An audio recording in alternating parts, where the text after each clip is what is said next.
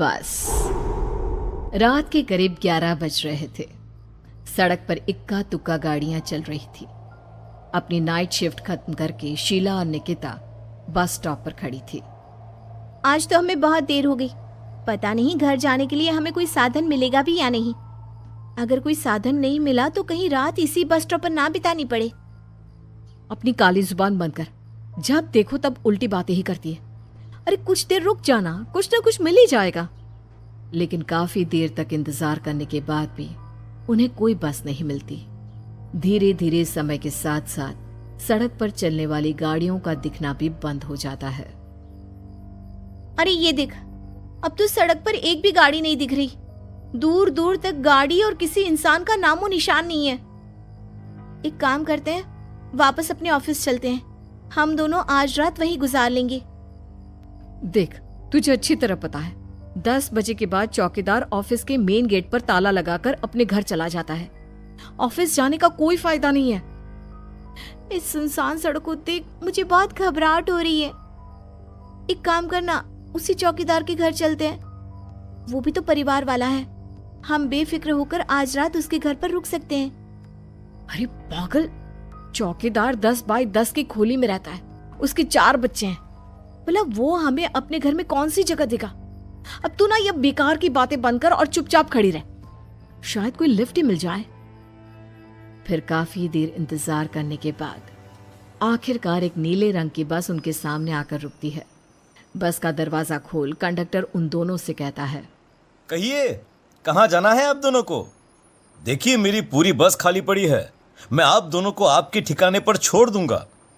इतना कहकर कंडक्टर मुंह में भरे पान की पिचकारी सड़क पर दे मारता है।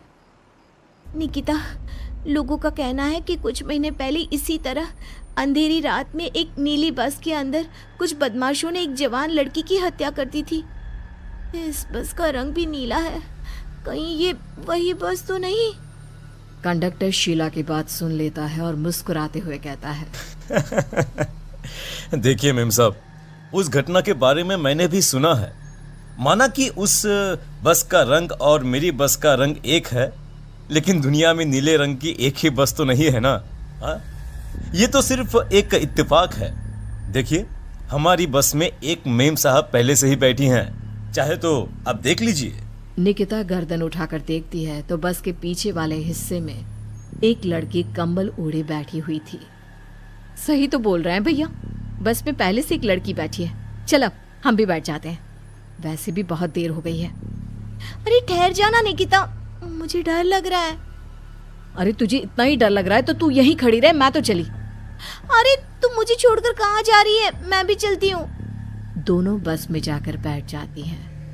देखते ही देखते ड्राइवर बस को तेज रफ्तार में चलाना शुरू कर देता है। तभी शीला की नजर पीछे वाली सीट पर अकेली बैठी लड़की पर पड़ती है। उस लड़की की लाल आंखें और उसका आधा जला हुआ चेहरा देखकर शीला घबरा जाती है। सुन निकिता, हमारे पीछे जो लड़की बैठी है ना, उसकी आंखें एकदम खून की तरह लाल और चेहरा किसी चुड़ैल की तरह डरावना दिख रहा है। अरे छोड़ ना, कौन कैसा दिखता है, मुझे इन सब बातों में कोई दिलचस्पी नहीं है। मैं थोड़ी देर झपकी लेना चाहती हूँ, इसलिए अब तू अपनी बड़बड़ बंद कर प्लीज। बेफिक्र निकिता अपनी आंखें बंद करके बैठ जाती है। दूसरी ओर बस जंगल के रास्ते में पहुंची है। चारों तरफ घना अंधेरा और साथ ही जंगल में मौजूद जंगली जानवरों की डरावनी आवाजें शीला को और भी ज्यादा डराए जा रही थी। थोड़ी ही देर में बस एक बरगद के पेड़ के पास से गुजरती है।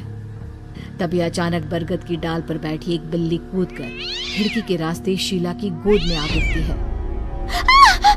मर गई रे, बचाओ मुझे, कोई बचाओ। शीला के चिल्लाने की वजह से निकिता की आंख खुल जाती है और वो भी घबराकर इधर उधर देखने लगती है। तभी पीछे वाली सीट पर बैठी लड़की उठकर शीला के पास आती है और बिना कुछ कहे उस बिल्ली को शीला की गोद से उठा उसे सहलाते हुए अपनी गोद में लेकर वापस अपनी सीट पर जाकर बैठ जाती है। अरे शीला, तू तो बहुत ही डरपोक है, जरा जरा सी बात पर उछल पड़ती है। मैं कल से अकेले ही सफर करूंगी। अरे मैं क्या करूं, वो बिल्ली अचानक मेरी गोद में आ गिरी। अपनी बकवास बंद कर और मुझे चैन से सोने दे। इस तरह शीला को डांटकर निकिता फिर सो जाती है, पर तभी अचानक एक झटके से ब्रेक लगाकर ड्राइवर बस को रोकता है। शीला खिड़की से बाहर झांक कर देखती है तो उसे सड़क के किनारे एक काला आदमी खड़ा दिखाई देता है। उसकी बड़ी बड़ी दाढ़ी और अजीब से कपड़े देखकर शीला को घबराहट होने लगी। क्या हुआ ड्राइवर भैया? हाँ, आपने बस क्यों रोक दी? अरे वो देखो, वहाँ वो सड़क के किनारे एक आदमी खड़ा है, उसी के लिए मैंने बस रुकवाई है। शीला निकिता को धक्का देकर नींद से जगाती है। अरे अब क्या हुआ?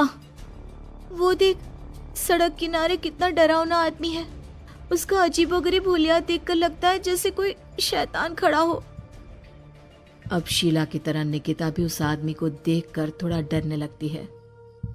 कंडक्टर, क्या तुम उस आदमी को बस में चढ़ाने वाले हो? उसे देखकर हमें डर लग रहा है, उसे बस में मत चढ़ाओ।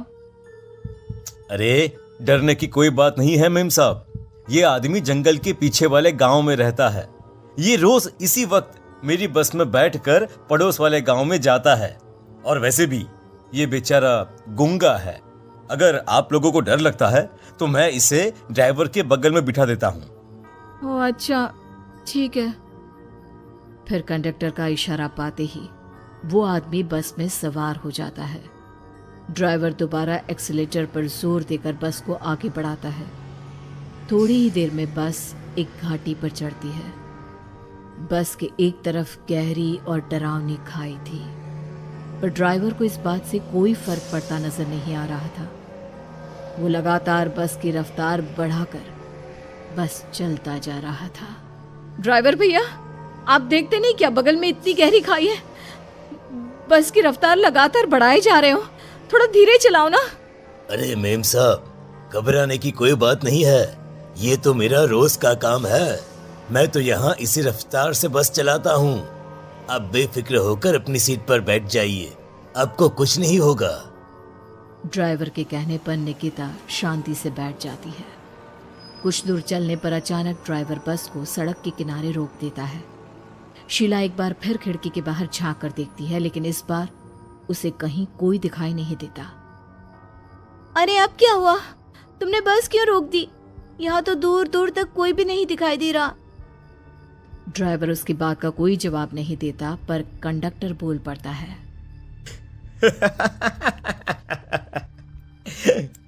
ये हमारी फेवरेट जगह है, हम अपने सारे अच्छे काम यहीं पर करते हैं। अब हमारा प्रोग्राम खत्म होने के बाद ही बस यहाँ से आगे बढ़ेगी। इतना कहते ही कंडक्टर सीट के नीचे रखी एक शराब की बोतल निकालता है। अरे ये सब क्या है? तुम्हारे बस में सवारी बैठी है, उन्हें घर पहुंचाने की जगह तुम यहाँ सड़क के बीच में बस रोककर शराब पियोगे? बस में लड़कियों के बैठे हुए भी तुम्हें ये सब करते हुए शर्म नहीं आती? कंडक्टर कोई जवाब नहीं देता और मुस्कुराते हुए शराब पीने लगता है। तभी ड्राइवर और दूसरा आदमी भी कंडक्टर के साथ मिलकर शराब पीने लगते हैं। निकिता, मुझे इन तीनों के इरादे कुछ ठीक नहीं लगते। हमने इस बस में बैठकर बहुत बड़ी भूल कर दी। तू घबरा मत, मैं हमेशा अपने पर्स में छोटा सा चाकू रखती हूँ। उसके रहते ये तीनों हमारा कुछ नहीं बिगाड़ पाएंगे। देखो गज्जू भैया, हमारी बस में इस समय 3 जवान लड़कियां बैठी हैं। कहो कहो सबसे पहले किसका शिकार किया जाए? मैं तो कहता हूँ कि सबसे पहले वो जो पीछे अकेले जो बैठी है ना, उसे पकड़ कर लाओ। उसके बाद इन दोनों का प्रोग्राम फिट करेंगे। ठीक है, जैसी तुम्हारी मर्जी। अब वो आदमी पीछे वाली सीट पर बैठी लड़की के पास पहुंचकर उसका हाथ पकड़ लेता है, लेकिन तभी अचानक उस लड़की की आंखें जरूरत से ज्यादा बड़ी और लाल होने लगती है। उसका चेहरा गुस्से से लाल और उसके मुंह से नुकीले दांत दिखने लगते हैं। अरे अरे अरे ये क्या? ये लड़की अचानक इतनी खतरनाक कैसे बन रही है? इतने में वो लड़की उस आदमी को उठाकर वहीं सीट पर पटक देती है। मुझे हाथ लगाएगा, तेरी इतनी हिम्मत! जोर से चीखते हुए वो लड़की उस आदमी पर हमला कर देती है और पल भर में ही उस आदमी का काम तमाम हो जाता है। ये देख ड्राइवर और कंडक्टर के होश उड़ जाते हैं। इतने में ड्राइवर अपनी जान बचाने के लिए तुरंत बस से बाहर कूद जाता है। पर तभी बस के पीछे की तरफ से तेजी से आ रहा एक ट्रक उसे कुचल कर चला जाता है। एक ही पल में अपने दोनों साथियों की मौत देख अब कंडक्टर के हाथ पैर कांपने लगते हैं। ये सब देख निकिता और शीला के भी होश उड़ जाते हैं। वो चुपचाप अपनी सीट पर ही छुप कर बैठी रहती हैं। अरे अरे अरे कौन हो तुम और तुम इतनी भयानक कैसे बन गई? अब वो लड़की गुस्से में गुर्राते हुए कंडक्टर का गला पकड़ लेती है। इतनी जल्दी मुझे भूल गए? कुछ महीनों पहले तुम तीनों ने बड़ी बेरहमी से मेरी हत्या की थी और फिर शहर छोड़कर भाग गए। कई दिनों से मैं तुम तीनों के इंतजार में भटक रही थी। आज जाकर मेरा बदला पूरा होगा। अब तू भी अपने साथियों की तरह जहन्नम पहुंच जाएगा। अब वो लड़की कंडक्टर को उठाकर बस के पास मौजूद खाई में फेंक देती है। कंडक्टर एक बड़े पत्थर से जा टकराता है और उसकी भी मृत्यु हो जाती है। दूसरी तरफ ये सारा नजारा देख शीला और निकिता बेहोश हो जाती है। अगली सुबह जब उन दोनों को होश आता है तो वो अपने आप को एक सरकारी अस्पताल में पाती है।